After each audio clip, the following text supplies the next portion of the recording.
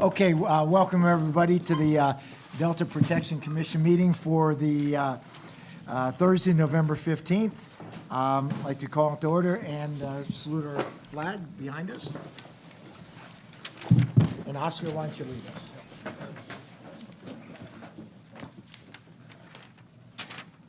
Pledge allegiance To the flag of the United States of America and to the republic for which it stands, one nation, under God, indivisible, with liberty and justice for all.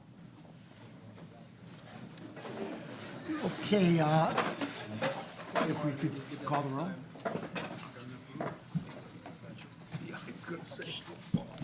It's on? We're good? Can you hear me? Chair Thompson, I'm here. Vice Chair Villegas, Here. Commissioner Natoli, Here. Commissioner Wynn, Here. Commissioner Burgess. Here. Commissioner Cott, Here. Commissioner Biaggi, Here. Commissioner Van Lopenfels, Here. Commissioner Bush, Here. Commissioner Roberts, Here. and we have a quorum. Okay, very good. A couple of announcements before we get started. Susan Loftus, who was representing the cities from San Joaquin County, sends her regrets. She won't be attending. She actually will be leaving the commission. So she just wanted to say thank you for all that, the service that she put in, and wanted to give her thanks for that. Also, another commissioner of ours, Bob Ferguson, who represented the South Delta Reclamation, resigned as of November 1st. South Delta is in the process of finding a replacement.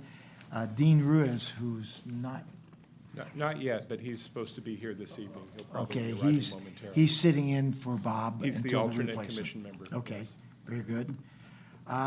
Also, many of you remember Todd Ferrara. He resigned some months ago, but he's moved on to work for Tejon Ranch. Is that Tejon correct? Ranch, yes. Okay, and so in his place is Mike. Where's Mike? Over there. Oh, there you are. Mike is sitting in for Todd. And also Nicole is with us again, and she's double duty, Conservancy and also Delta Protection. And, one last announcement from me. I'm going to leave prior to item 11, the California WaterFix. I'm under an ex parte prohibition, so Oscar is going to take over the meeting for that. It should be my last time I have to do that, so look forward to participating again. So we're now at item 3. Any public comment on an item not on the agenda for this evening? Okay, I don't see anyone. Moving on to item 4, approval of September 20th, 2018 minutes. And I think we'll also approve the meeting schedule for next year. So moved. I have a motion by Burgess. Second. Second by Natoli. No, Chuck. Win. Okay, Win, I'm sorry. He was quicker. Well, we have 2 seconds. Any discussion? All in favor? Aye. Anyone opposed? Unanimous, thank you. Okay, item 6. Eric? Yes, thank you. Mr. Chair, commission members. Just a brief executive director report this evening. First off, we continue to progress on our update of the Land Use and Resource Management Plan. We had an opportunity to have a good discussion with the Delta Protection Advisory Committee at their October 24th meeting, where Program Manager Melinda Doran and I presented draft findings, goals, objectives, policies, and recommendations, basically the heart of the proposed land use plan update. And we plan to work with DPAC to schedule public meetings in the Delta. We expect to have a public draft out very, very shortly, probably within the next couple of weeks. And then we do have a commission subcommittee that now consists of, or at least until early January, when Commissioner Loftus will no longer be a Stockton City Council member. Currently consists of Commissioners Wynn, Loftus, and Lester Moffitt. And we might be asking that subcommittee to help us do a little pre-work before we bring it to the full commission. But anyway, an update on that, more to come. I expect we'll have a good amount of action on that at the commission level as we get into the first full quarter of, between the first and second quarter of 2019. A legislative update, Assembly Bill 2441, which the commission voted to endorse at its May 2018 meeting. At that time, it was a bill that would have redirected State Land Commission lease revenue to removing abandoned and derelict vessels in the Delta. By the time it made it through the legislative process and was signed by the governor, it's now a bill that would require the State Lands Commission to develop a plan for the removal of abandoned commercial vessels. And so, I say commercial because recreational craft, we have a funding source through Division of Boating and Waterways to remove those boats. We don't have a good funding source or any funding source to remove commercial craft, and those are everything from barges to, there are so many different types of commercial ADVs in the Delta, it's hard to even begin to describe them, but they are a real problem. Submarines? Submarines, they probably are. Anyway, we intend to work with the State Lands Commission on that effort, and of course, we always appreciate the partnership with State Lands Commission on these important issues of removing abandoned and derelict vessels. And then you probably heard we had an election last week, or maybe it was the week before. It's kind of been a blur the last first part of November. But Proposition 3, well, it failed to pass. But the interesting thing, they're still counting ballots statewide, and the gap is narrowing on that measure. But I'm still going to call it as having failed to be approved on the November 6th ballot. Of course, that would have provided funding for water quality improvement efforts through the commission. Well, that's all I will say about it because it didn't pass. If something miraculous happens with the vote tally and it ends up passing. Apparent loser. Yeah, apparent loser, we'll call it that. The Delta Leadership Program, we're gearing up for that again. We have our first seminar on November 30th. In front of all the commission members is a flyer announcing the opening reception for the Delta Leadership Program. And it would be great if commission members could drop in, even for a little bit. It'll be Friday, November 30th in downtown Sacramento. And then also I provided for commission members this folded over 11 by 17 roster of the 21 participants in the program. And they're from all different corners of the Delta. We have a pretty healthy contingent from the city of Stockton this time, but we cover all counties. And this tells you just a little bit about the participants. And we don't make this available to the public because it has address information, but I know sometimes commission members want to reach out and congratulate people who are constituents of theirs, and so there's the information. And we sure hope you can join us on November 30th for the opening reception. Moving on to the Delta Flood Preparedness Week, that was in October. It concluded with the Delta Flood Safety Fair, I should say the 5th annual Delta Flood Safety Fair on October 20th in Walnut Grove. I really want to extend a big, big thank you to Stacy Hayden, who was coordinating that for the commission.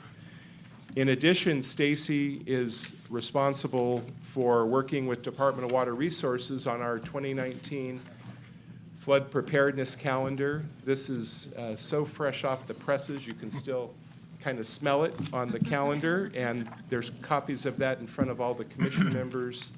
There's others on the table at the back of the room. Take a handful if you'd like to distribute them to people who would appreciate receiving that.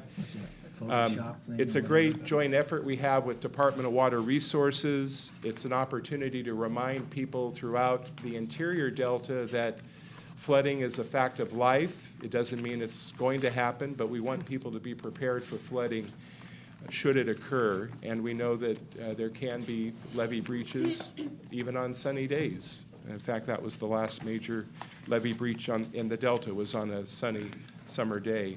So this is our effort to help commission members prepare for the possibility of flooding, and there's always good information tucked into that calendar about how to be prepared, and other useful information, as well as a lot of pretty imagery from throughout the Delta region. So again, feel free to take copies of that on your way out. Just additional a quick copies. comment. My grandson, who's 6, came home from school, and he said, "I've got a picture on my calendar too, Grandpa." So, so they make calendars at school. Oh, that's great. I like that. So he was reading, he must have been reading the calendar. Oh, that's So great. Somebody's reading it. Oh, he saw it in his school. He Well, did. wonderful. He was marking his birthday. That's right. And Christmas. And Christmas and all the others. So the last thing I'll report on flood safety, the Flood Preparedness Week, was that on October 17th, I joined Commissioner Burgess and representatives of DWR, East Bay Park District, and the Corps of Engineers for the unveiling of a high water mark line and interpretive sign at Big Break Regional Shoreline in Oakley. This is something we would like to replicate in other parts of the Delta. It's just another way to remind people that there is a flood threat, and when the water's high, it can be really shocking how high it can get. And so this was another example of that, and it was a great opportunity to see Commissioner Burgess on her home terrain. The land use comment letters, I won't say a lot about. We've been doing a few this month related to CA WaterFix, which I'll talk about later in the agenda. And then, of course, there's a whole slate of upcoming Delta events that we always like to make you and others out in the Delta region aware of, and take in some of those if you can. And that concludes my report, Mr. Chair. Thank you, Eric. Any comments, questions for Eric? Ashley, we have any public comment on Eric's report? Not on this item, no. Anyone want to make a comment? Seeing none? All right, we'll move on. Item 7, DPAC report. Mark? I think we're going to approve the 2019 meeting dates. Are we doing that now? That was already done. did both. Oh! I missed it. That was a single motion on the consent agenda. Got it. It's been a long day. We're moving. Has been. All right, Mark, welcome.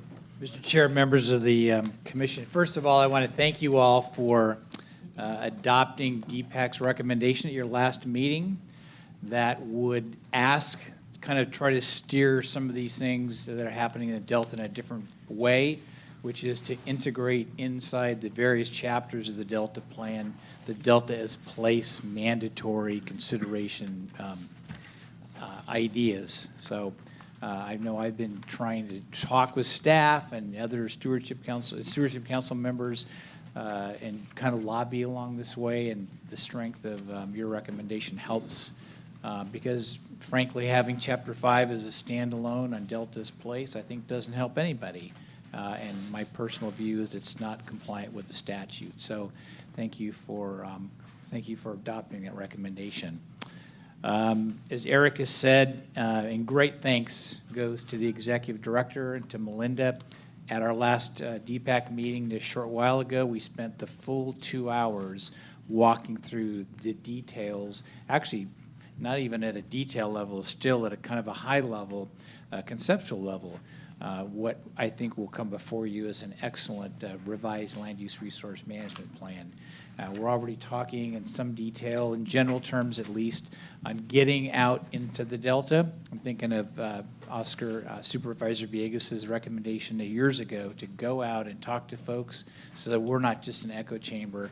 And we want to use this update as an opportunity to do that. And I know that myself and or Erik will especially reach out to the supervisors when we go into your district, want to coordinate with you and make sure that your constituents know that we're there and try to maximize input and get the message out. So that's my non-substantive substantive report. Thank you. Any questions? I'd be happy to. Any We work questions? away at, we'll just keep meeting and. Any questions for do Mark? something. Thank you. Mark, thank you. I know it doesn't ask for public comment. Is there anyone wants to? Okay, seeing none. We're now moving on to item 8, which is our election for chair and vice chair for the commission. I'm leaving after my 2 years. I can tell you that it's been a pleasure serving as your chair. It's been an interesting time as the chair of this commission, but also the 2 years on the Delta Stewardship Council. It's been a very important 2 years, at least from my perspective. And so I just want to thank you all, and I'm ready to accept nominations for the chair and vice chair. We have a rotation, so I'll just say that Yolo County would be chair, and Sacramento County it would be vice chair. So it's Supervisor Villegas or Commissioner Villegas and Commissioner Natoli. Eric? Mr. Chair, if I could just add, and this is more for the purpose of those in the audience, but the statute requires that the chair be one of the county supervisor members of our commission. And I don't know if it's in the statute or if it's just been the practice to rotate that. Well, the statute says it's a 2-year term for the chair, and the intention is that that rotates amongst the 5 county supervisor members of the commission. So in case all of you are wondering, why is it only certain people that are to be nominated? That's the reason why. And the other thing to note is that the chair of the commission also serves as a member of the Delta Stewardship Council, and so that's by statute as well. Thank you for clarifying that. Okay, so with that said, Mr. Chair, I just wanted to say too that I think it's important in the event, with pending business before the Stewardship Council, and that's all I'll say, is that in the event that there was a need to hold over for whatever reason because of the pending matter in some of the substance of any decision, I think it would be prudent for this body certainly to install, the incoming chair, but I think to maybe have a contingency there, and I'll just speak from experience that when we had the adoption of the Delta Plan back in 2013, I was in a holdover status for a few months because, again, that matter hadn't come to a conclusion, and there was a natural break point, obviously the rotation, and so I just wanted to note that because I think it's important, certainly from the standpoint of Skip's representation on behalf of this commission, and certainly Oscar incoming, and I think we should allow ourselves that flexibility in the event that that was necessary. I know, obviously, there may be a decision that's arrived upon when the council next comes into session in December, but in the event there wasn't, Skip, I think it's just important, again, for your service in that capacity and that matter that you've, participated in, so. I wanted to offer that, again, I don't know. Pardon me? Yeah. Can I make the nomination then? And Mr. Chair, could I add something to that? go right ahead. Because I will provide a briefing on the Delta Stewardship Council process, and that's all I'll say Okay, right. until our chair moves beyond the firewall. But I think the likelihood that this won't be concluded is pretty slim Okay. at this point. That's good. But, so anyway, for whatever that is worth in terms of what you all are discussing now in terms of when this chair turnover takes effect, generally the turnover in the chair occurs in early January. That's how it's occurred, at least for the last 2 rotations.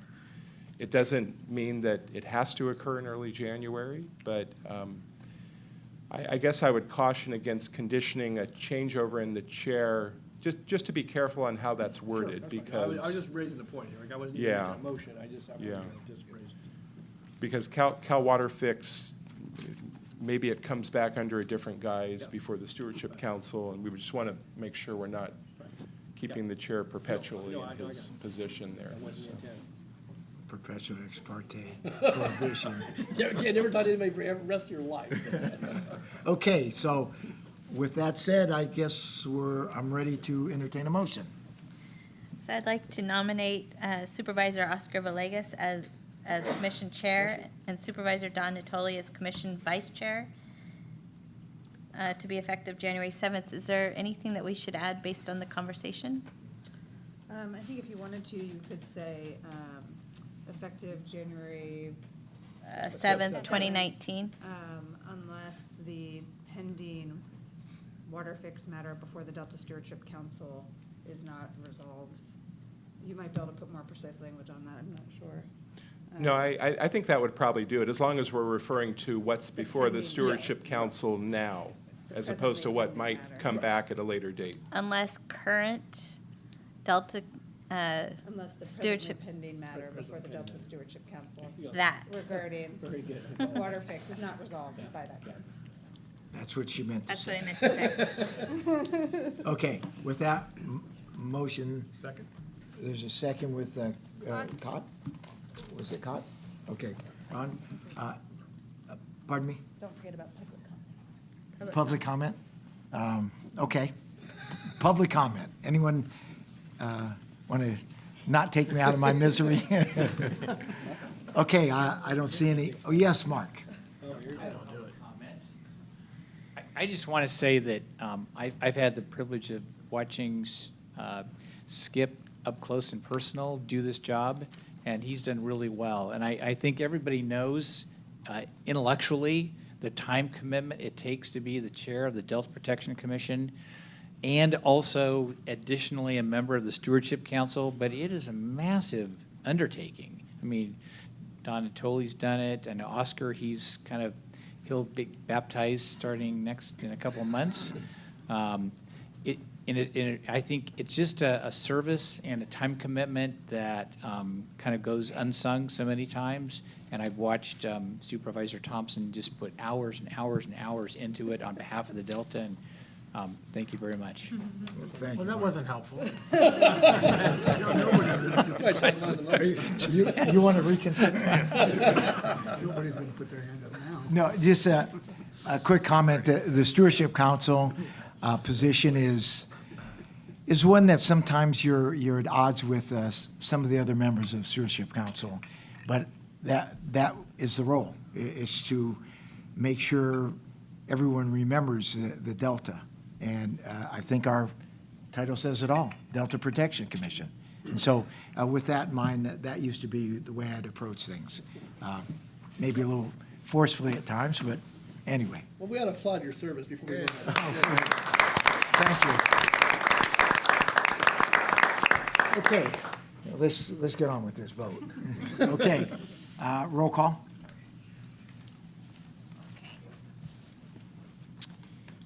Chair Thompson? Yes. Can you hear me in this? A little closer, maybe. I don't feel like I can hear me. I feel really short in this chair. The chairs are really low. It is really, really low. Okay. I got it. So Chair Thompson, Yes.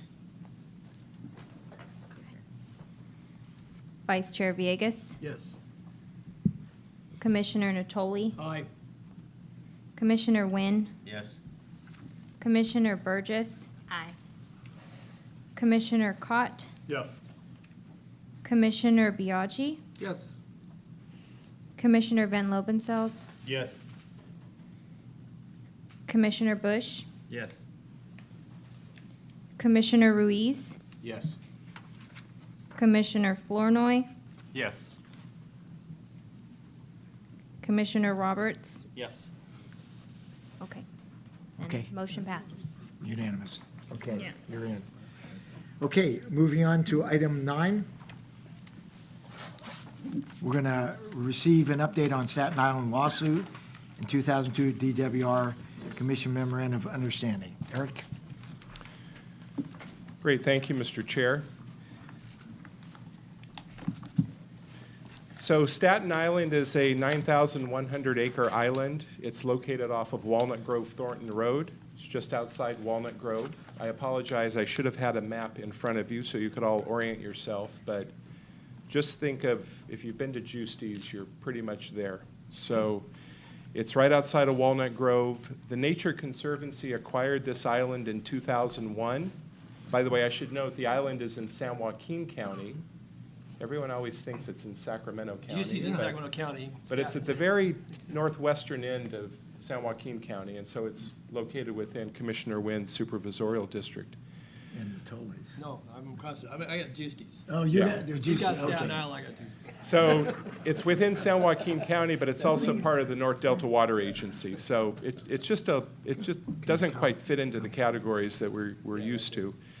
But the Nature Conservancy acquired Staten Island in 2001, utilizing $35 million in state bond funding. At that time, a conservation easement on the property was granted to Department of Water Resources. The Nature Conservancy farms the property currently through its farm subsidiary called Conservation Farms and Ranches. And I know that DeWitt Zalecki is here, and I think he's going to speak at public comment. The property is mostly devoted to row crop farming, primarily corn, and has a heavy benefit to sandhill cranes, and I hope DeWitt will speak a little bit to that. In 2002, based on the Commission's role coordinating what was then referred to as the North Delta Improvement Program, which was a part of the Cal-Fed Bay Delta program, and also based on concerns about flood management, ecosystem restoration, and water supply reliability, the Commission and Department of Water Resources entered into a Memorandum of Understanding. And just to briefly summarize, there were a handful of items in the Memorandum of Understanding that are worth noting. First is that there would be reports from DWR on the status of the Staten Island property. The MOU provides for Commission review and comment at a public meeting prior to the transfer of fee simple ownership by the Nature Conservancy. It provides for a commission role in decision-making for the management of the property post-transfer, and I'm quoting now, including the, quote, intent of DWR and Commission that a designated representative of the Commission be a member of the governing board of the successor owner, assuming that the property is transferred to a successor nonprofit organization. So in short, it provides a role for the Commission in the ultimate transfer of the property. And this is relevant because most recently, Department of Water Resources sent a letter to the Nature Conservancy, a copy of it is in the Commission meeting packet, expressing interest in exploring an acquisition of the property. It was signed by Deputy Director Chris Chernell, who many of you might remember from his service on the Commission. And Chris, or I should say Deputy Director Chernell, has confirmed that DWR is conducting due diligence on this acquisition. So that's out there, potential transfer of the property. The other thing that's out there is in July of 2018, a Stockton-based nonprofit called Wetlands Preservation Foundation filed suit in San Joaquin County Superior Court alleging mismanagement of Staten Island by the Nature Conservancy, including exacerbating the island's subsidence through its farming practices, and also alleging that the transfer of farming proceeds away from the island operation and to the parent organization in violation, I guess you would say, of the agreements that TNC entered into at the time it acquired the property. The lawsuit's currently pending.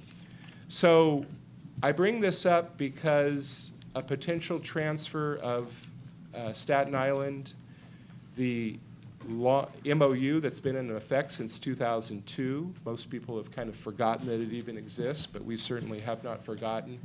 And I've expressed to Deputy Director Chernell our intention to be a part of all the actions called for within the MOU. And this item is on the agenda tonight really just to brief Commission members, number one, about the existence of the Memorandum of Understanding, because looking around the table, I don't think probably Supervisor Natoli, because he's been around from the start, but I don't know that any other Commission members were around when that debate was, when the Commission had that discussion and took that action in 2002. So I just want to update you that it exists. I certainly intend to understand from the full range of Delta interests what a potential transfer of Staten Island might mean, and especially a potential transfer of Staten Island to Department of Water Resources. and then use whatever tools we have available to us through the MOU to make sure that those concerns are addressed in the pending transfer. So that's what I wanted to present, Mr. Chair. Happy to answer any questions. I really don't know anything beyond that at this point. I'm told that DWR is proceeding with their due diligence. It's not on any particular timeline for completion, but it's something that maybe by the January meeting, we'll have another item on the agenda and a lot more to report.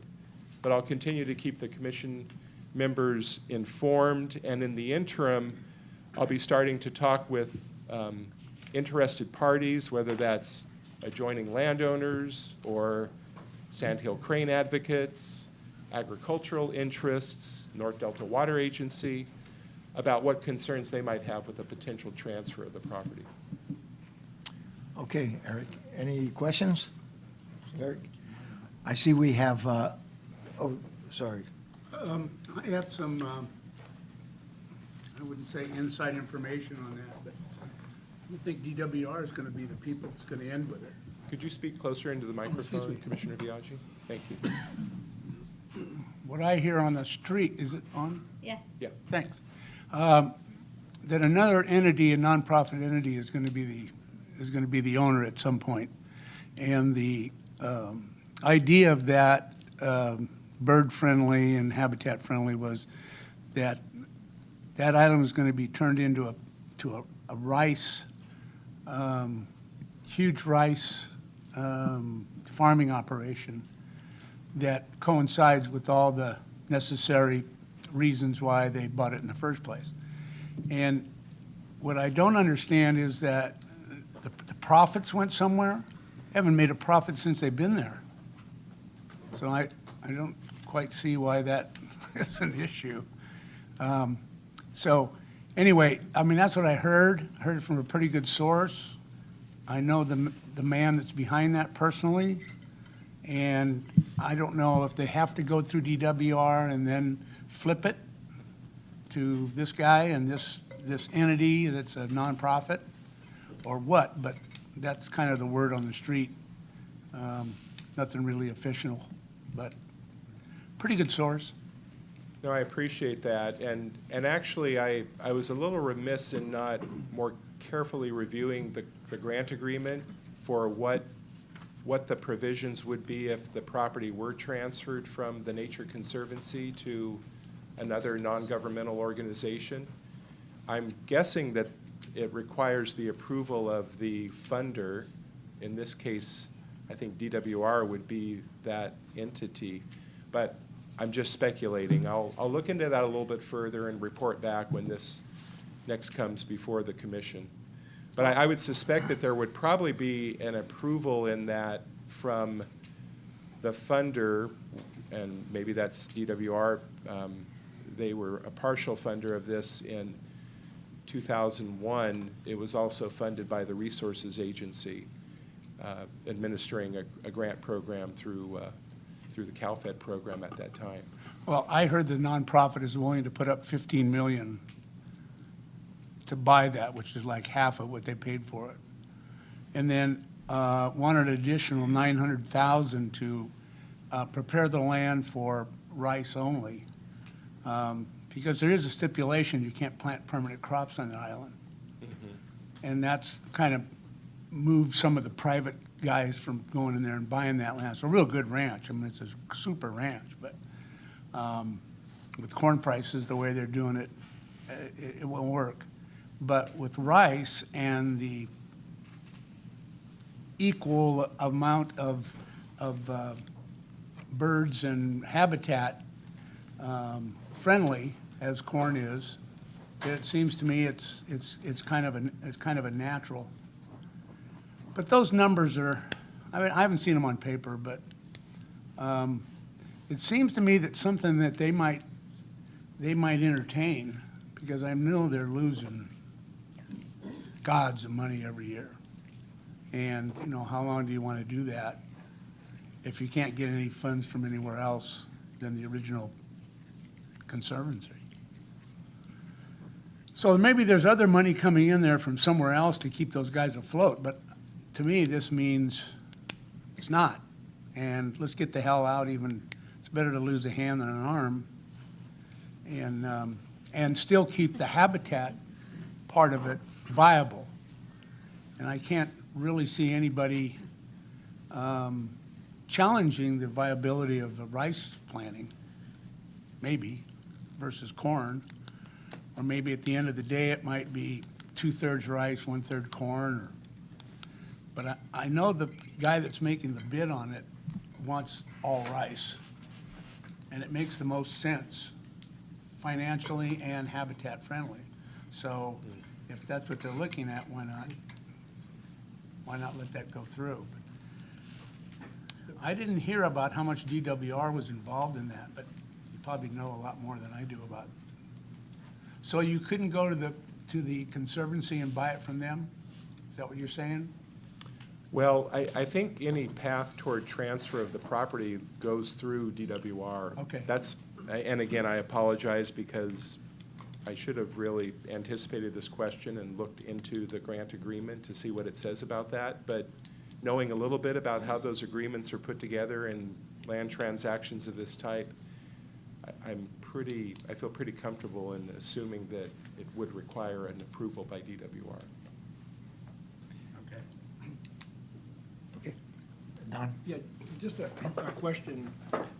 Wasn't, in DWR putting the money in, and I read through what you have, this MOU, wasn't anticipated that there would be a very close look at where it might alleviate some of the flooding potential, that it would be a reliever at some juncture? You might have weirs at either end of the island. Again, I'm not an engineer, but that there was some discussion, I know, over time, and I've heard from others, certainly in Sacramento County, that both McCormick Williamson and Staten, but Staten, when the money went in, that there was to be some further look at that. I don't know that, so obviously it wasn't assured, and we're now, many years post this agreement and the actual acquisition, but I think that's how some of that money went in. It went in for flood protection, but I don't know what's come of that. Maybe Chuck is more familiar with that in San Joaquin County, but I know that was one of the things that, because of what occurs at the confluence there and in that North Fork of McCollum, trying to get the water out at times and puts pressure on not only in Staten, but other islands as well, both upstream and downstream, Tyler being one of them immediately across the way. Yeah, I can just add on to that. And I'm still trying to locate a copy of this North Delta Improvement Program that's referenced in the MOU. And I think it exists in draft form, but I don't know if it was ever formally adopted. But certainly flood management was one of the stated purposes for the acquisition. And in fact, half of the funding came from a flood corridor easement program, I believe, that is administered by Department of Water Resources. And so that was clearly an important component. And so And that wasn't without controversy. I mean, maybe that's why it stayed in draft Sure. form, because it required potentially setback levies and acquiring, big chunks of farmable ground that was, behind current levies, whatever their state, so. I know you would have you'd have a hay wagon of lawsuits to the neighboring islands if they're going to start trying to do what wetlands tried to do, which wetlands tried it for 25 years and failed. And Central Delta sued them several times, and we weren't able to hold that off because yourself, if you flood an island, the next island's, I have personal experience. When Mildred Island flooded in the Delta, we lost about 300 acres of the land right across the river from it, from seepage. So I know they had a plan, interceptor wells and a lot of engineering forever, but, and I don't think this fellow would be interested if there was going to be a bypass kind of situation. That's the last thing you want, as of Liberty Island and some of those other islands that now are underwater for all the time. So I just know because I farm right across the street, right across the river on McCallum from Staten Island, and we'd sue in 8 minutes. That long? Well, you can't get the good attorneys any faster. So I'm not blow a hole in his theory, but I mean, think DWR thinking, sure, why not? That's a good idea. Flood control and flood 10,000 acres and hell with everybody around it. But I think that's a big mountain to climb. Okay, any other comments, questions? I see we have one comment, public comment. Dawit Zuliki, is it? Oh, okay, maybe you can shed some light onto some of the conversation comments. Welcome. Thank you. Thank you for having me. I live up in Chico, and it's been quite a week, as you all could imagine, driving down into the smoke. And I've been in charge of Staten Island. I've been involved in it since the beginning, in charge of it for the last, I don't know, many years. And so constantly every winter comes along, and you're patrolling the levees, and you're drinking more, and blood pressure is going up, and you're hoping it never Don rains knows again. all about the drinking, right? Yeah. Water. Yeah, water. Yes, water. And so, that's so that's kind of where I'm coming from. So I look a little disheveled and out of it today. And my Rotary Club, we lost a lot of houses of our members. And so, but I drove down today because I really believe in what the Nature Conservancy is doing at Staten Island. And like I said, I've been a part of it from the beginning. And so I'll be quick here.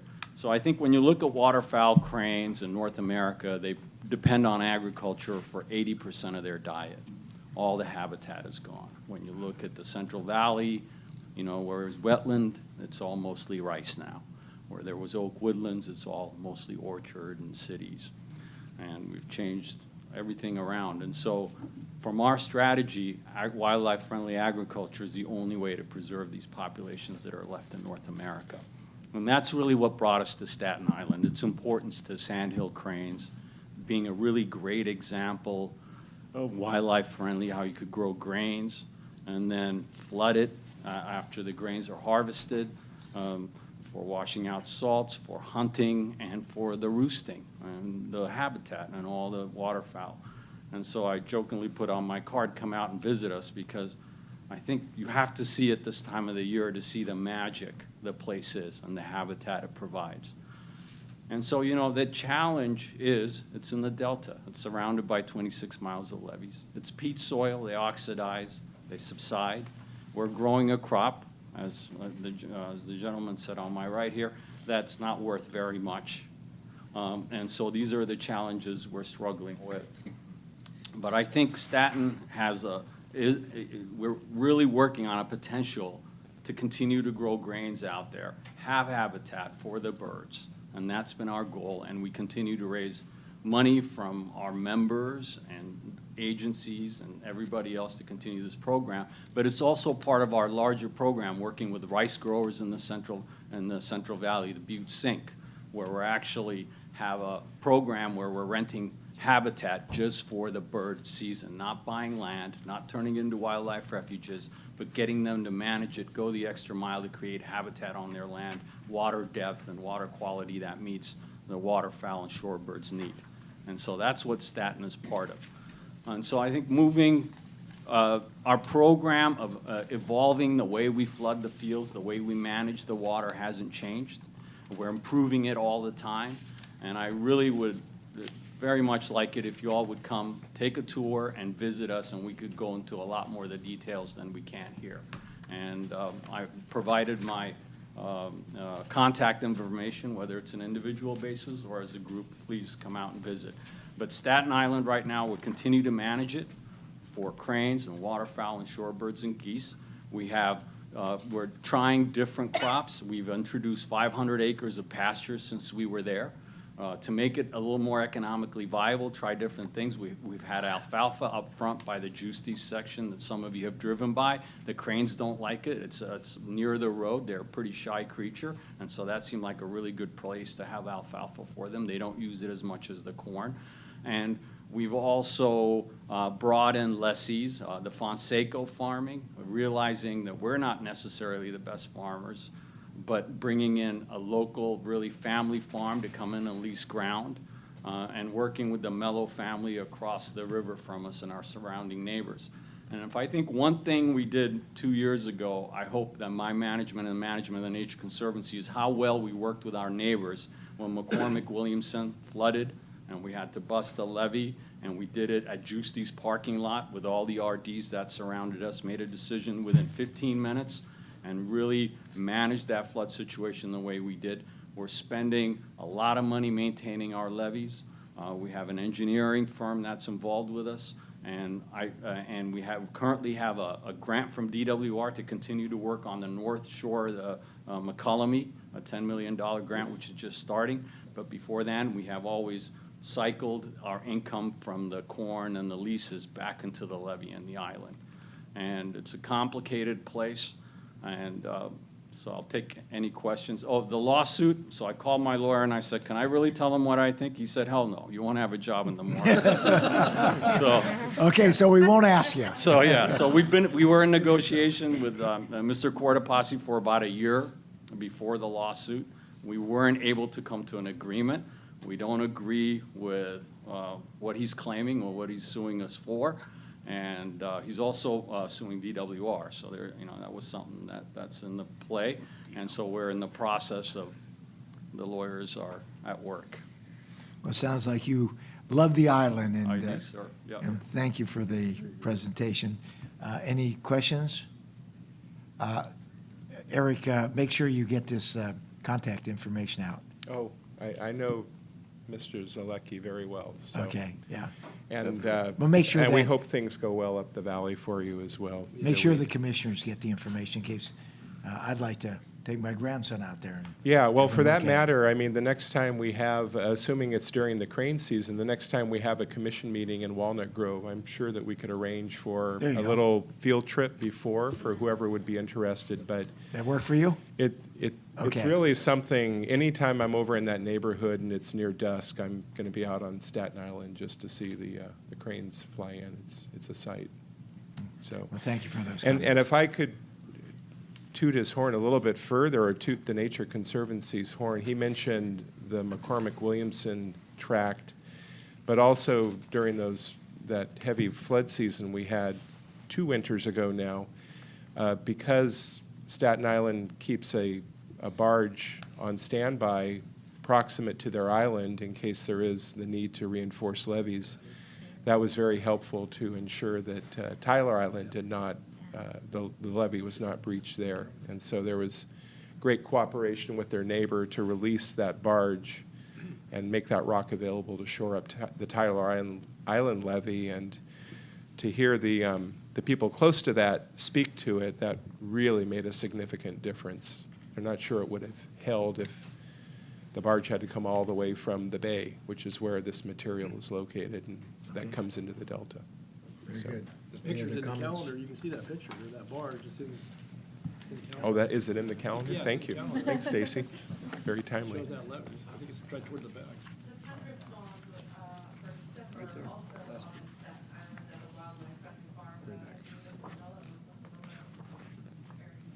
Yeah, that would be on Tyler Island, so the,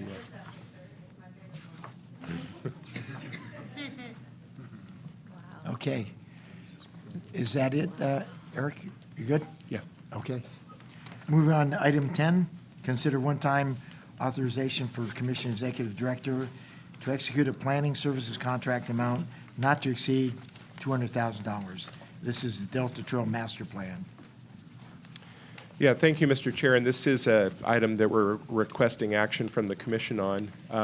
Just very briefly, the Great California Delta Trail Act requires the commission to develop a plan for a continuous recreation corridor that links the Bay Area Ridge Trail at the west end of the Delta with the Sacramento River Trail in the Sacramento region.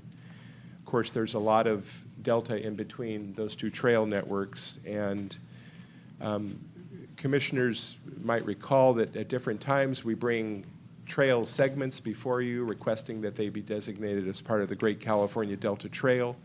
And we've had that here in the city of West Sacramento. We've had trail designations in Contra Costa County in some of the more populated areas located within the Delta. So in the current fiscal year, in the current budget year, I should say, The commission received a one-time appropriation for developing the Great Delta Trail Master Plan. We talked about this at the last commission meeting. I brought the scope of work before you. A little bit of discussion, not a lot of comment on that. So we utilized that scope of work, put out the call for proposals, and we have a proposal that's part of the commission meeting packet from trail people. Some of the participants from trail people were part of the earlier blueprint report we prepared for the west end of the Delta, so they do have some familiarity with this Great Delta Trail concept that we're working with. My signature authority on contracts ends at $100,000. We're asking the commission, I'm asking the commission tonight for approval to authorize me to offer, negotiate, and execute a planning services contract not to exceed $200,000 for preparation of the Great Delta Trail Master Plan. And the second page of the staff report includes the timeline for this effort. It's a fairly aggressive timeline. We'd be jumping in right away and would expect to have something before the commission in 2020. But a lot of work in 2019 leading up to bringing it before the commission for adoption in 2020. And if I could just say about the master plan, very high level, not intending to propose specific segments or not intending to propose that the trail follow a particular route. That work is really going to be left up to the local agencies throughout the Delta, primarily the counties, because most of what we're talking about linking these two ends of the Delta is unincorporated area. So we'll be primarily looking to the counties, mostly Sacramento, Contra Costa Little, perhaps Yolo, and San Joaquin, of course, to take the lead on designating trail segments. Then we'll adopt those into the Great Delta Trail. But this is already a part of, planning for trails, recreational trails is already a feature of county general plans in all of your counties. Maybe not relative to the Delta, but that's what we intend to do with this master plan. High level, but advancing us toward the goal of ultimately having a plan for connecting those two trail systems at the edges of the Delta. All right, Eric. Comments, questions? Mr. Biaggi? Yeah, Eric, I'm not real comfortable funding something that I don't know where it's going to be, especially if it's on my ranch, because it's the last thing I want, and my neighbors also. So I know it's, it's a wonderful thing until you have it on your property, and then you start getting all kinds of activity that you're not hoping for. We can't even patrol the parks in the city. How are we going to control that? I just don't, if you had a map up here where it was going to go and what it was going to do, and being on some other commissions like the Delta, Central Delta Commission and Eastern Water, that's all we do. Study, study, study, study. Don't throw any rock, don't throw any dirt, study. And that's what you're proposing again, is study. Now, maybe in your world, that's how it works. In my world, I want to see some success and some results, not studies. And it's nothing personal at all, because I know where your heart is. But I would have a difficult time voting for something like that. Yeah, no, I can appreciate that, Commissioner Biaggi, and I think what you voice is probably what we would hear throughout the interior Delta from a lot of agricultural interests, farmers. I know that trail, designating trails in agricultural areas is complicated. There's a lot of concern about it. I guess just two things I'll say. One is that the legislature mandated us to do this, and so that's why we're proceeding with this effort. The legislation goes back to 2006, I believe, so we haven't been moving with great speed in doing this, and maybe that's comfort to people who are concerned about this. But we are intentional about continuing to make progress on this. I think a master plan makes a lot of sense to begin with because it could capture a lot of those base level considerations and concerns that should govern the designation of any trail segments. I mean, we really have to lay some groundwork before we go in and start to designate specific segments. But the other part that I think should give you some comfort is that we really look to the local governments to be the lead in this. The commission's not going to be out there creating trail segments and patrolling them and doing everything that needs to be done to ensure that they're successful. That's really the province of the local agencies and specifically the counties. And so the only way this thing really proceeds is with some level of support from the counties, of course, because they have to be the lead on it, but also because so many representatives of our 5 Delta counties comprise this commission. So I hope that'll give you a little more comfort. We don't intend to be out there creating trail segments. We'll designate them as part of the Great Delta Trail when they're created or sanctioned or planned by local governments. But we don't have the capacity ourselves to be involved in that type of activity.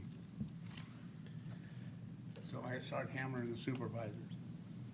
I'm sorry? So I start hammering the supervisors in San Joaquin County. I think Well, Chuck's right and- down here on the end of the table. And Now, maybe, where is he at? Oh, I know him. and maybe the other thing I could state is that as part of developing this master plan, and even going back to the development of the blueprints, and we're trying to close up what we call the Eastern Blueprint, covering the east side of the Delta, San Joaquin, Sacramento, and Yolo counties. We've completed the Western Blueprint for Contra Costa and Solano. But as part of that, we have advisory committees that we'll be working with. They include representatives of everyone that should be there, especially farmers and agriculturalists.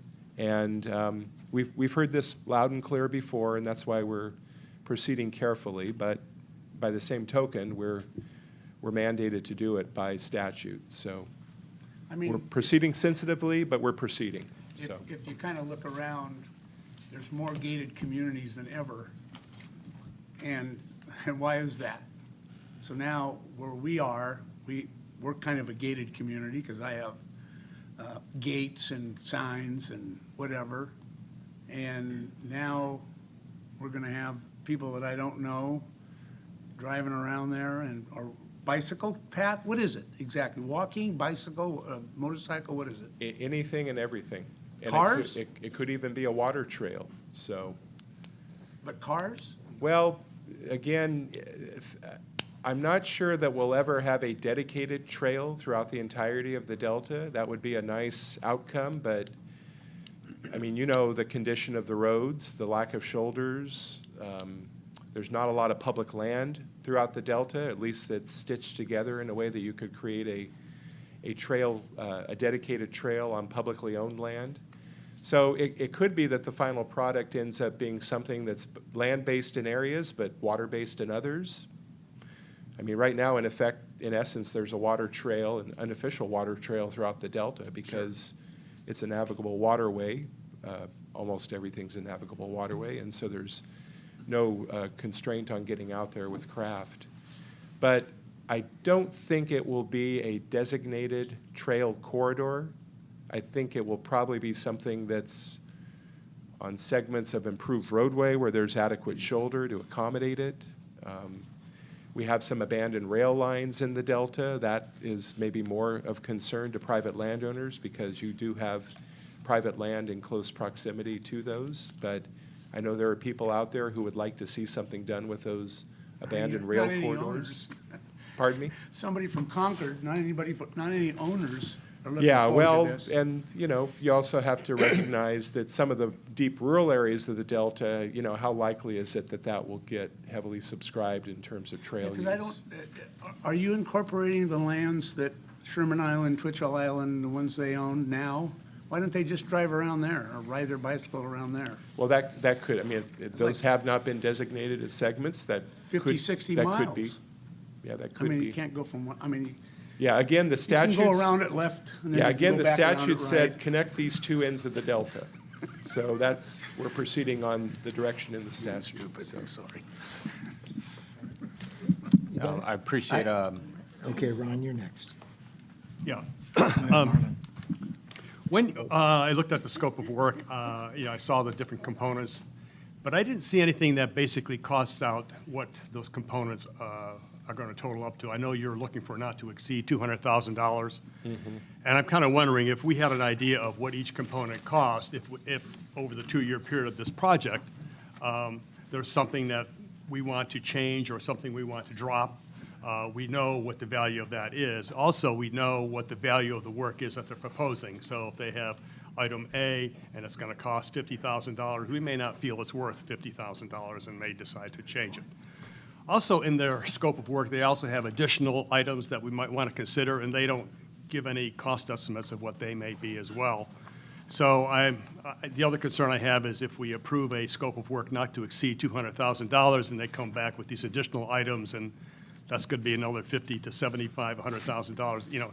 I just don't know. I don't have a really good handle on that. So I guess I'm a little uncomfortable looking at the scope of work and not knowing what the components are going to cost. So, and I don't know if they provided that to you, Eric, in additional. Yeah, we do have that. It just was not part of what was Okay. provided to the commission. Maybe staff can help us out.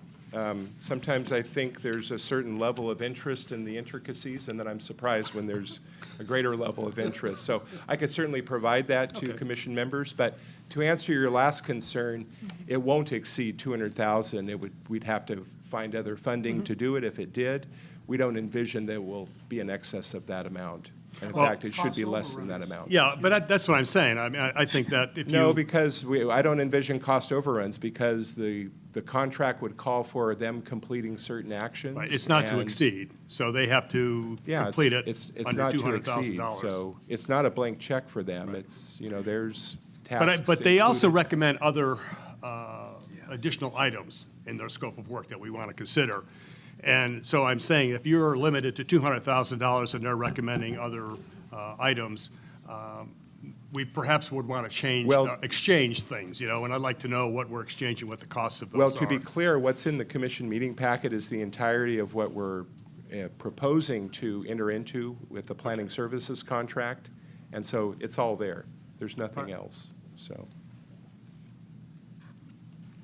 Marlon.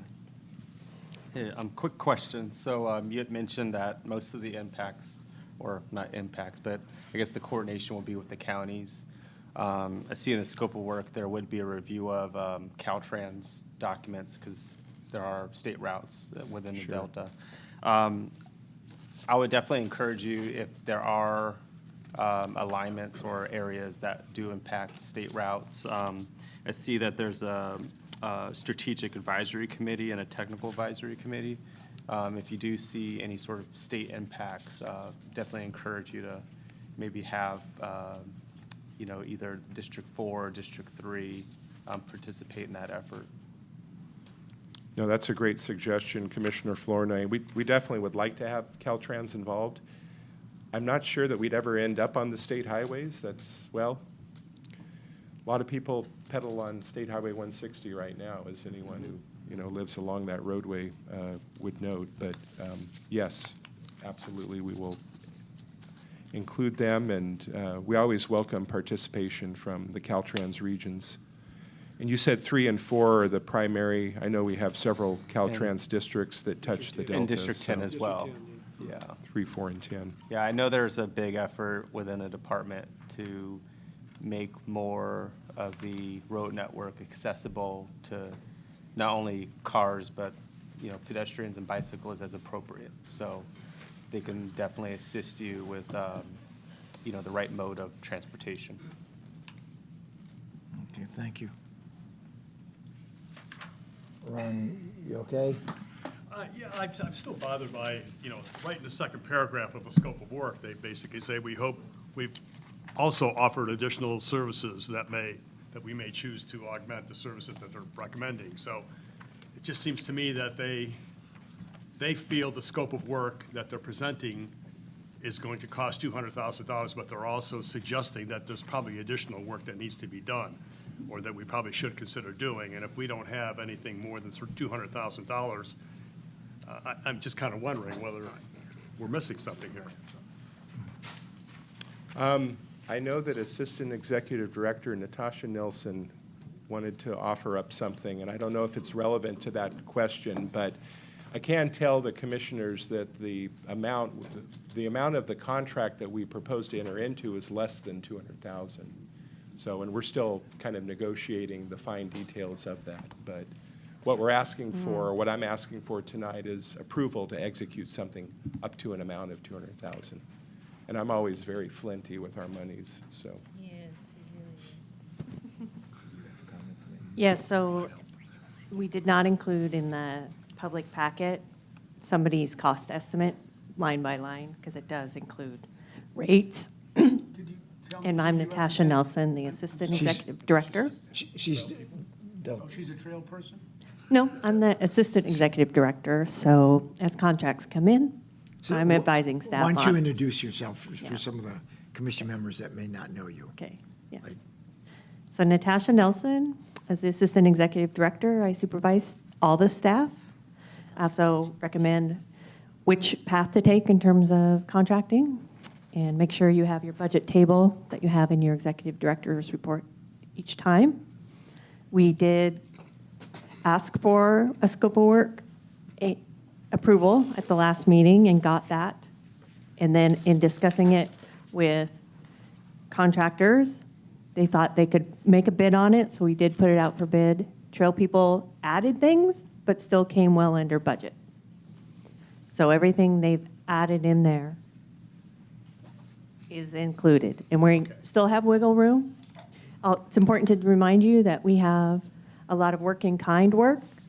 National Park Service gave us a RTCA grant, and that allows us to use their staff time for all these preparing agendas, preparing handouts for all our public meetings. So that's why they were able to come in so cheap in a sense, because they didn't have to do anything but come to the meetings, and we asked them that they provide some of the handouts at the meetings, but not all.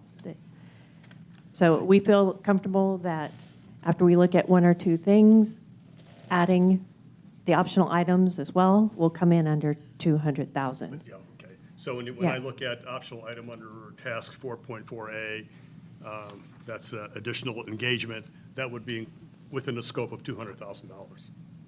Yes, they've already put a line item here for 4.1 engagement Okay. strategy. Okay? That's And fine. that's, I'm and when it comes to the total at the bottom, it's still Okay. below. Oscar? Well, thank you, Natasha, and I kind of, I agree. I mean, I think with these public contracts, at least in my experience, it's a little bit unnerving to release, $200,000 with just sort of a list of things that are supposed to get done. My preference would be, and I think it may address in part what you're talking about, is when we've got a series of milestones that are identified, not necessarily any kind of priority order, maybe what we ask for as part of the approval authority is that you identify a timeline that identifies certain deliverables, and you check back, or you share with us periodically whether or not we're progressing towards meeting those milestones and how much budget's been used, so that we have some semblance of whether the money that we've spent to date lines up with the milestones you've identified without a lot of specificity. I don't need the details, but I'd like to know that if 6 months into the contract, if we've already spent 90% of the money and we're 10% of the work done, that's a problem. And so I'd like to know that. I think that's our responsibility. So I think it's a simple thing to do that doesn't require a lot of work, that you could probably do sitting here before the end of the meeting, or Natasha could. Somebody could identify those kind of key milestones with some semblance of the costs associated with the deliverables. No, I always welcome active commissioner involvement in anything we do. And so if there's a lot of interest in this, and I'm glad to hear it, we can go heavy on the participation from the commission members. Of course, we'd always welcome. I think what I need Commission is member- just a check-in. Yeah, well, sure, to report back. No, understanding that there's great interest in this particular contract. Yeah, because Absolutely. this one's just the very beginning. I mean, I think what was alluded to earlier, there's going to be some controversy, and there's going to be, I mean, and I'd hate to see that this plan go sit on a shelf and collect dust. I'd like to actually see that there's value in whatever comes forward, whether it's farmers saying, hell no, don't ever think about it, or folks saying, yeah, we can rally around this given certain parameters or certain recommendations or conditions. I'd like to see this come back as a valuable tool after $200,000. I'm expecting that to be the case, so. No, we do as well. Yeah, yeah. No, Yeah, absolutely. Yeah, but and- it wouldn't always just be locations. It could be themes that we all rally around. So what would this trail look like between Freeport and Walnut Grove? What would be the theme of it? Could be quite different, and people could get around the theme and not necessarily have to establish locations in this master plan. I think all we're trying to do is make sure we're showing that we're being accountable for taxpayer money. That's all. Any other comment? Yes, Chuck.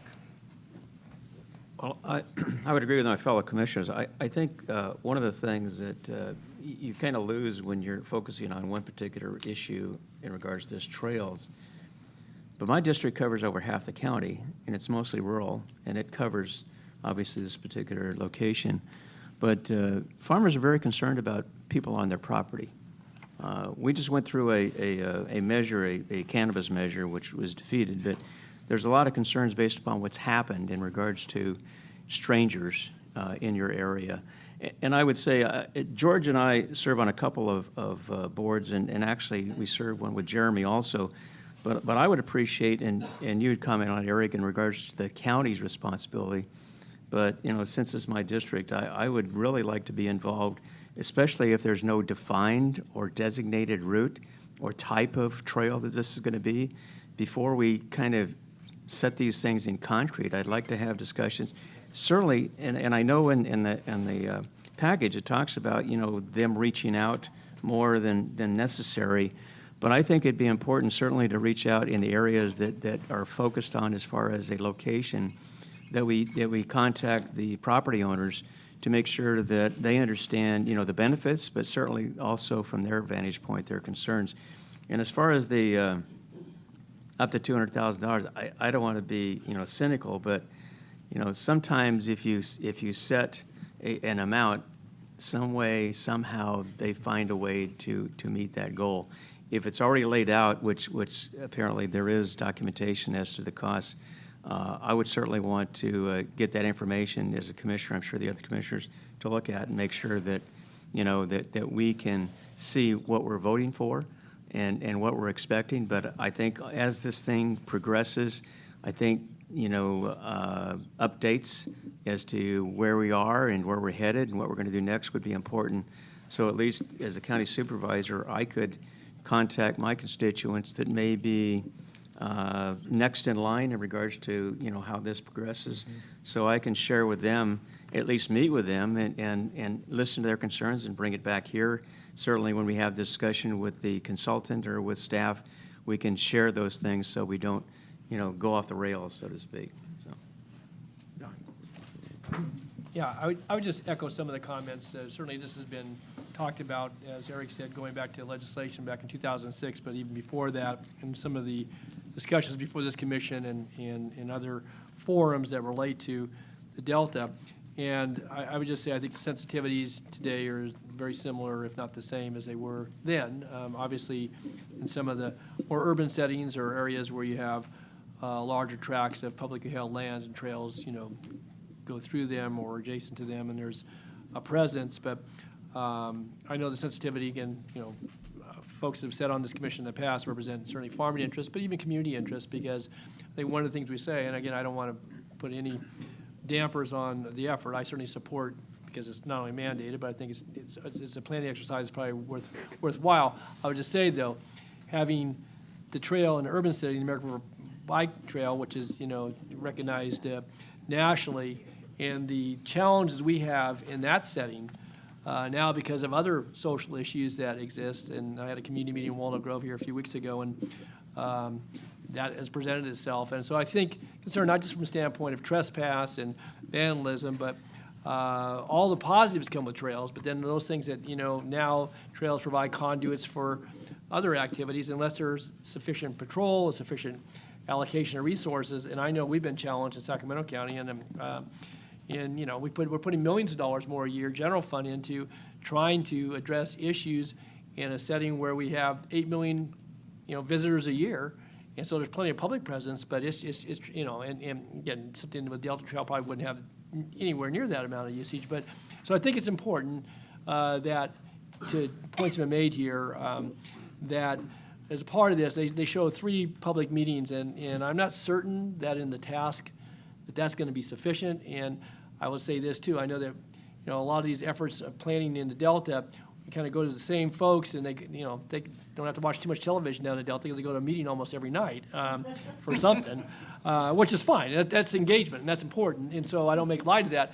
But I think in this case, particularly because, you know, again, it's going to be San Joaquin, Sacramento, and I guess to a degree YOLO, that's going to be looked at in this, you know, sort of eastern leg, that we spend the time at the consultant, obviously will earn their money, but I think part of that public engagement, whether it's individual landowners or collective groups of folks, but I think we're going to need to be sensitive to those concerns, which, you know, Eric, you certainly touched on, but it's going to be an effort that people need to know, and you made the point, I'll just close with this, the point you made about, you know, we haven't moved at light speed, and so I don't think there's local funding for a lot of this. There are grant opportunities from time to time to do linkages and so forth. But I think if we're going to do a planning effort that's going to be on the shelf, that may be ready then for somebody to use going forward, you know, whether it's 5 or 10 years or when some opportunity crops up, we need to make sure it's a product that at least has broad understanding. I don't know if there's going to be broad consensus, there may be, but certainly broad understanding and appreciation for what's in that document, and that it correctly will reflect both the positives, but also the concerns that are going to be pretty evident, I think, as you talk with some of the folks in those communities. So, but it could be a part of economic development, it could be certainly part of commerce, but I think the ability to actually accomplish it in a way, and maybe it's a combination, as you said, you know, a water trail, maybe using existing, and I like the idea, the existing highways, but even then, you still have interfaces with folks who are doing spraying activities, trucking, a lot of things that doesn't involve trespass, might be in the public right of way, but you get these, you know, conflicts that if there aren't proper separations can be problematic too. So anyway, I support the request here this evening. I think having additional accountability with those milestones makes sense, but I would encourage maybe that we beef up the public interaction, and whether it's public meetings or whatever the focus groups are, so that we spend the time doing that. If it takes a little longer to do it, fine, because again, I don't think it's going to go anywhere real soon. So, thanks. Thanks, John. Any other comments? Just a quick comment, and maybe as much of a question. So noting all the concerns that I'm hearing, I'm wondering if there's still a way to move this forward, if there would be some kind of an incorporation into the scope, if this doesn't end up blowing you past the 200,000 or get into scope creep or any other concerns, if there could be some analysis of what kind of enforcement might be required to allow something like this to be feasible or acceptable enough to the community that it might work, what would that enforcement take? And that it might help with some level of comfort if we could at least get some kind of an idea of what that might be. I don't know if that's possible or not, just a thought. Commissioner Roberts, when you say enforcement, do you mean when the trail network is ultimately out there, and how the whole public safety component and Public safety ensuring that and- there's not trespass problems and Correct. vandalism problems and all the Yep. things that are associated with that? Whatever kind of Yeah, I patrol might mean, be necessary. The or- I master don't know. plan, I think, would incorporate those provisions. I mean, talk about if you have a trail segment, these are the things that you need to be planning for or considering. But again, this master plan does not designate trail segments. It's Sure. not going to say it's going to go from point A to point B. Well, the overall idea is to connect the 2 existing trail segments at the end of the Delta. So I guess we do know the point A and point B, but Yeah. there's a lot of land in between. Virtual forever, no.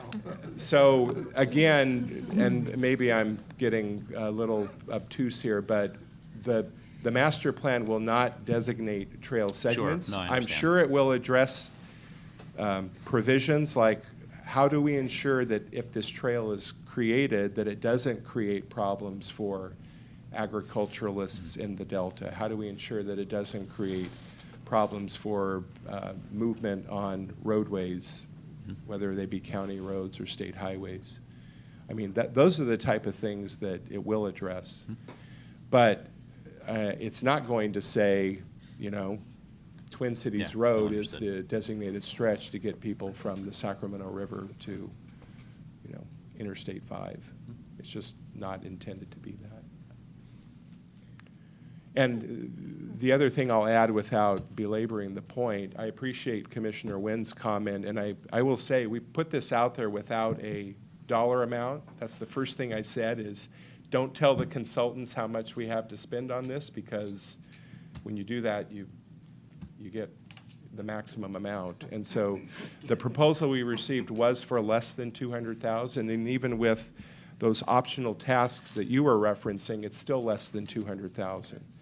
And I don't know if we're going to incorporate those additional tasks that they identify in their proposal. I leave it up to the commission. We're not on such a, I mean, we could bring the whole thing back with the actual proposed contract for your consideration and approval in January, if that's the desire to know more about how the budget fits in with what's in the scope. I would ask, if you have specific comments on the scope, we really want to hear them now, because it would be great not to bring back a completed contract and then to hear that there are concerns about aspects of the contract. And I'll just, if I could, add that there's the second contract with National Park Service. This is not really a contract. They've just promised to do work in kind. We'd have to bring you their portion of it for you to have a full picture of what this effort's going to look like. There is a section where we've asked them to look at across the nation and through the Park Service what is the official look at trails and trespass. And they've already sent us a few articles that they have within their own literature. So, and then we've asked them as a third part to just look at our cultural assets and how those might become part of a trail. Like what would be trail worthy. So there's pieces that we're going to pick up through the National Park Service. We've only started writing what I would term loosely as an MOU with them. That's going to be the other puzzle piece to this. Okay. So what's the pleasure of the board? I'm fine with moving ahead, you want to bring the contract back, but if you need to. But you want to Oscar's point about milestones and how it is relative to the budget, I think that's what I heard. So is that a motion, Don? Yeah, I would move the staff recommendation with the up to amount for authorization for the executive director, where they incorporated the comments that you've heard from commissioners, but certainly with the milestones and the task, and again, if there's some additional task based upon commissioner comments that get built into that framework under the current budget. Okay. So maybe that's when we see the final product of the contract. I think Eric, get sufficient direction out of that. I'd move the staff recommendation. Okay, that's a motion. Is there a second? Second that? Second by Burgess. Any other comments, questions? If I could just add, Mr. Chair, I certainly would commit to looking at the planning services agreement and figuring out places where we're bringing back items to the commission, just as an opportunity to check in and for you all to see what the progress of this is as it moves Yeah. through the That obviously the stages. was a main concern that this commission has, so Yeah. bring it back when you find it appropriate. Okay? And then might I also suggest this be a roll call vote, Mr. Yes. Chair? I suspect there might not be I was full going to ask agreement Ashley on to do a roll the call. motion. Okay. Chair Thompson, Aye. Vice Chair Villegas, Yes. Commissioner Natoli, Aye. Commissioner Wynn, Yes. Commissioner Burgess, Yes. Commissioner Cott, Yes. Commissioner Biaggi, No. Commissioner Van Lobenfels, Yes. Commissioner Bush, Yes. Commissioner Ruiz, Yes. Commissioner Flournoy, Yes. Commissioner Roberts. Aye. Okay, motion passes. Okay, thank you. And I'm going to leave now. Oscar's going to take over. See ya. And I'll remind commission members, and actually those in the audience, there are a limited amount of little snacks and refreshments in the back of the room, so please avail yourself of those.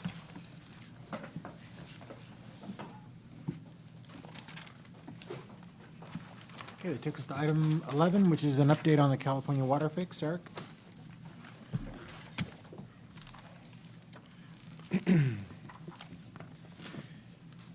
Thank you, Mr. Vice Chair. We had an update on Cal WaterFix at the last commission meeting, and well, there's been a lot of activity on it since that time. So I want to talk about two things here this evening, primarily about the process before the Delta Stewardship Council on the question of whether Cal WaterFix is consistent with the Delta Plan, and then just a little bit about the most recent comment letter that the Commission submitted on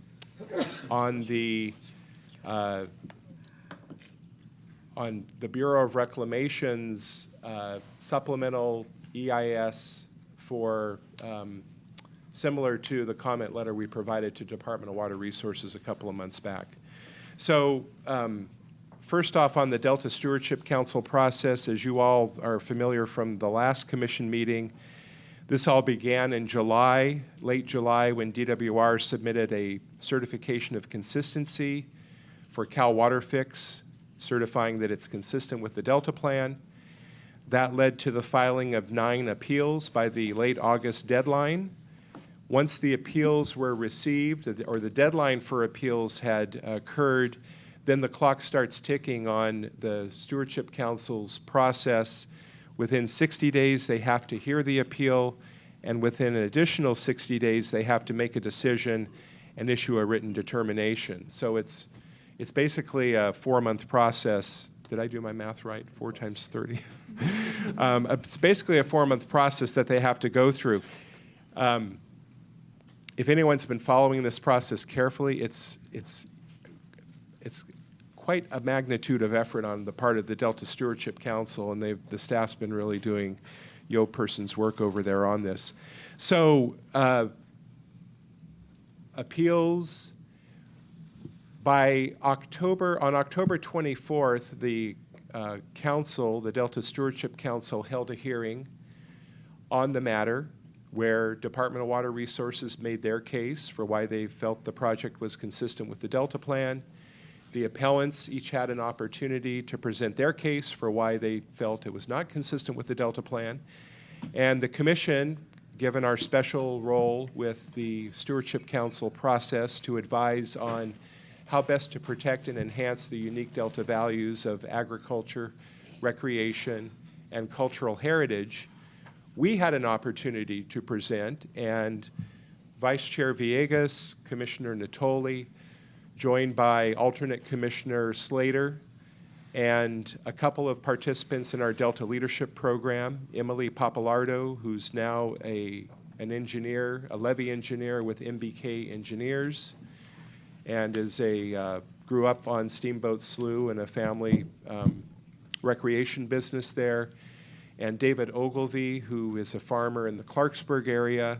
Both of those two individuals, participants in our Delta Leadership Program, and they were included in the presentation that the Commission made before the Council, just as a way of reminding the Council that there's another generation that's here to take over the good work that's occurred with their forebears, and they're planning their lives, intending the Delta to be there, everything we know the Delta to be about.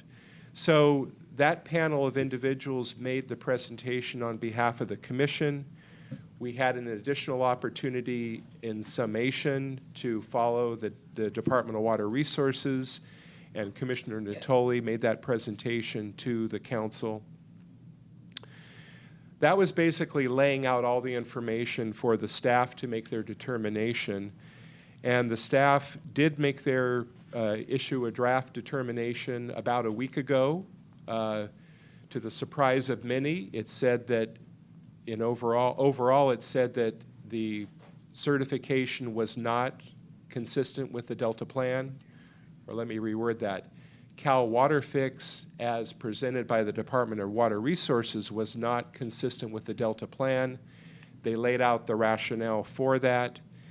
Today was another hearing before, and by the way, I didn't mention, but of a 7-member Delta Stewardship Council, there are 4 council members who are hearing this appeal.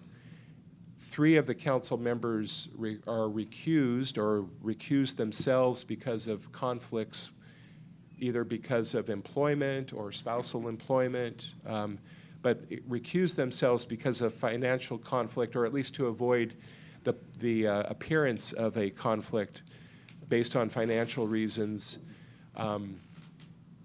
Back at the October 24th proceeding, the Department of Water Resources made a very strong argument, strongly worded argument, that Chair Thompson, sitting as a Delta Stewardship Council member, should be precluded from participating in the proceeding based on what they claim were prejudicial comments that he has made at different points, and they compiled quite a dossier of comments that Chair Thompson has made in his capacity as the Solano County Supervisor about the tunnel project. Working with our counsel from the Attorney General's office, we provided a strongly worded response to that, saying, "You're wrong." I think both of those letters are included within the commission member packet. I know that our response letter is there. I think the DWR comment is there as well. Anyway, that was this other little bit of conflict and contention that was occurring even as we're presenting. I apologize, it's not in the packet. We provided it to commission members separately. And we can provide that again if any of you don't recall seeing it. But so that whole thing was occurring, trying to take Chair Thompson out of the participation in hearing the appeal. Chair Thompson made a very strongly worded statement that said, "I'm not going anywhere, in essence. I'm participating in this." And there's been no further word on that matter. Nothing further has been said. So again, fast forward to today. Today was an opportunity for the Department of Water Resources, the appellants, and again, the commission to comment on the staff determination. Vice Chair Villegas presented on behalf of the commission. And I provided a little bit of accompaniment to that, but he primarily presented on behalf of the commission. We basically said, we think the council staff got it right in those areas where they agreed that with the appellants that Cal WaterFix is not consistent with certain Delta Plan policies.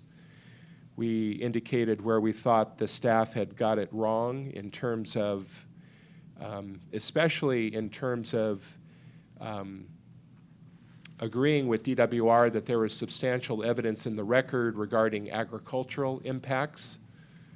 We felt, the commission staff in particular, felt pretty strongly that the proposed mitigation for the loss of over 4,000 acres, or nearly 4,900 acres of important farmland throughout the Delta, should be more robust than what was proposed by DWR, and in fact should be mitigated on, according to the Delta Plan standard, which is ensuring the permanent protection of an acre of farmland for every acre that's converted. And that 1-to-1 mitigation ratio is a feature of most of our county ag preservation policies throughout the 5 Delta counties. So we, Vice Chair Villegas presented that, and then we just concluded by reiterating the intention to cooperate where we could and, helping to further reduce these impacts. We've made suggestions through our comment letters on the environmental documents, so we've had a history of doing this at the commission. And we just reiterated the intention to continue to, point out where these impacts are occurring, and if we have ideas on how to alleviate them, then to propose those as well. At the very conclusion of this hearing today, there was a bit of a bombshell dropped when the chair said after the commission made its presentation, so maybe it was due to the compelling testimony of Vice Chair Villegas, but the chair of the council, Randy Fiorini, said in essence, asked DWR to withdraw their application, citing the fact that it really was not a fully baked proposal, that there was just a lot of, my wording, a lot of moving parts still to this, and to withdraw it and do some more work on it, in essence, before they bring it back to the council under a new certification of consistency. And one of the other council members, not Chair Thompson, concurred in that, basically said the same thing. So public testimony will continue tomorrow morning at 9 a.m. I don't know how many people are planning to show up, but they are committed to hearing additional public testimony, and maybe, I don't know what the chair's suggestion will mean in terms of DWR's consideration. I'm sure that there's a lot of consultation within DWR going on following his statement, and we'll see where things go from here. The next step in this Delta Stewardship Council process is for the council to make their final determination. That will occur by December. They're suggesting they will meet on December 20th and 21st, if necessary, to take up the final recommendation and for the council to take their vote, in essence. So my sense at this point is this will not exceed beyond December 21st. To me, it looks like the council will probably deny DWR, will side with the appellants and remand the matter back to DWR unless DWR chooses to withdraw their submittal. And that's certainly what the chair was asking them to do at the conclusion of the hearing today. Or not at the conclusion of the hearing, but before he opened it up for public testimony. Let's see, what else? We are asking for an action item this evening, which is for the commission to endorse the letter that was sent out under my signature October 16th. Normally, letters of this magnitude, we'd like to have a draft brought before the commission and have the commission take a formal action. That happened with one of the letters on with the initial comment letter on the Bay Delta Conservation Plan, EIR. We brought it before the commission. We had time to do that. The commission took a vote. The letter went out under the signature of the chair of the commission. Because of the timeline this time, we couldn't quite hit the commission meeting calendar. Decided not to suggest calling a special commission meeting. We were literally kind of just working on a very, very, very tight deadline. So in this instance, a letter went out October 16th to the council under my signature. It's included within the commission meeting packet. It's very consistent with letters we've sent out previously on both Bay Delta Conservation Plan and CA WaterFix on the environmental documents, basically saying this project has significant, tremendous impacts on what we call Delta as place, the unique Delta values of agriculture, recreation, and Delta heritage, impacts on Delta communities. And so that was the thrust of the letter to the Stewardship Council. There was a question about whether that letter was legitimate because it was sent on behalf of the Executive Director and not on behalf of the entire Commission. The requested action this evening is for the Commission to endorse that letter. We'll then convey that to the Stewardship Council in case there's any question out there about whether this letter is speaking on behalf of the Commission or was just the musings of your Executive Director. So that's the requested action this evening. Before we get to that, I did want to conclude by saying that we also provided a copy of the comment letter on the draft supplemental EIR, EIS. Excuse me.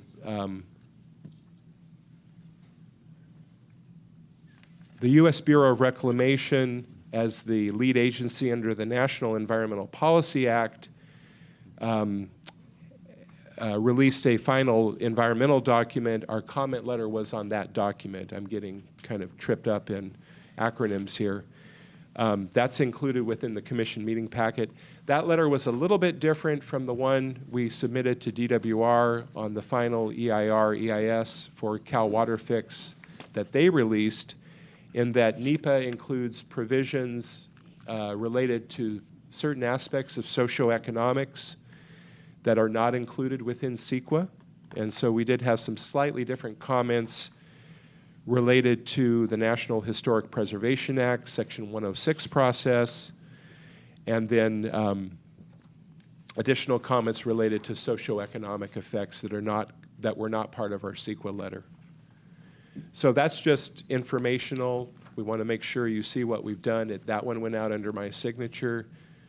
I'm not asking the commission to endorse that unless you'd like to. That would be fine. We do want you to endorse, or I'm asking you to endorse the letter to the Stewardship Council just to put to rest this question of the legitimacy of that letter. Okay. That was kind of a long and rambling introduction, but I think I covered everything of note in the staff report. I'm happy to answer any questions. All right, Supervisor Natoli. Yeah, thank you, Oscar. Just first, before I make some substantive comments, I want to note the outstanding work by our commission staff. Certainly Erik and all of the commission staff, I think council that works on behalf of the Service of Commission. Again, they put together, I think, a letter that reflected, certainly consistent with the this commission's task and role. It was very clear, I would just say, for those from state agencies with great respect for the role that they play, and and it was noted in the comments that Oscar, when he opened, that didn't necessarily reflect what recognized state agencies don't necessarily endorse some of the things that maybe comments that are in the letter. So that was very, very clear. So it didn't put people representing state agencies in a bad position. But I would just say that pulling together the panel and Tom and David and Emily, and certainly my colleague Mr. Villegas, and I know there were Diane appeared the next day under public comment along with Kathy from San Joaquin County. But there was a good contingent of folks reflecting, I think, certainly the commission's concerns, but concerns on behalf of Delta residents, landowners, and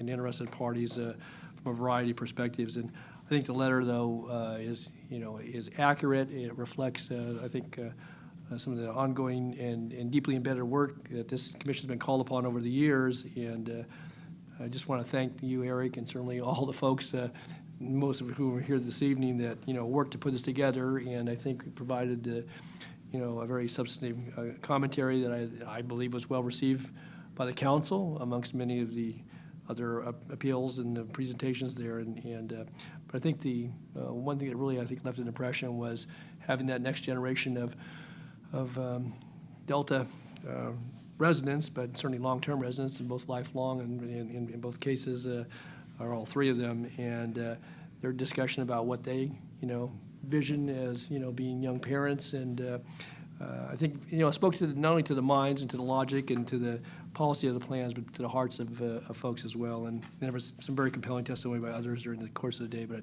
again, Erik, to you and all the folks involved, tremendous work. And with that, I'm prepared to support this letter, but I'm here from other members as well. So well said. Any other comments by any other members of the commission? Oh, I'm sorry. Yep. No problem. Sir, yep. I'd like to ask Dean, he's been very, in fact, he probably wrote a brief for that, right, Dean? I'd like to get your perspective on the fact that we succeeded so far.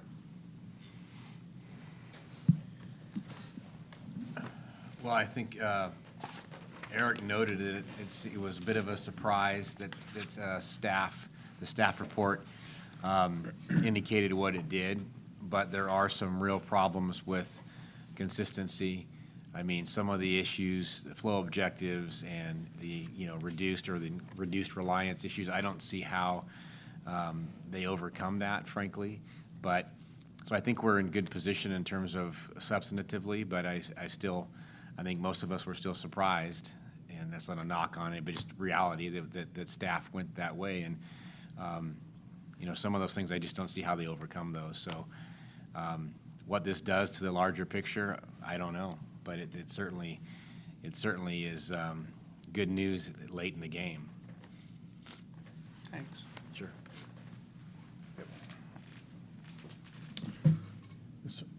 Comment or no? Nope, okay. All right, so we have, this is an action item. We don't have any slips to speak on the item, so is there anybody here want to make any comments on what's been presented to us thus far? All right, seeing nobody coming forward, then we'll take it back to the commission for, did you make a motion? Yeah, sort of, I or- moved to okay. endorse the October 16, 2018 letter from the Executive Director on behalf of the Commission. All right, I'll second very that. good. All right, so we have a motion and a second, and I think what we'll do is take a roll call for clarity purposes, so, Okay. Vice Chair Villegas, yes.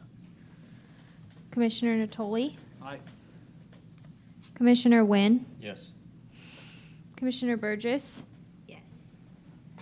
Commissioner Cott, Yes. Commissioner Biaggi, Yes.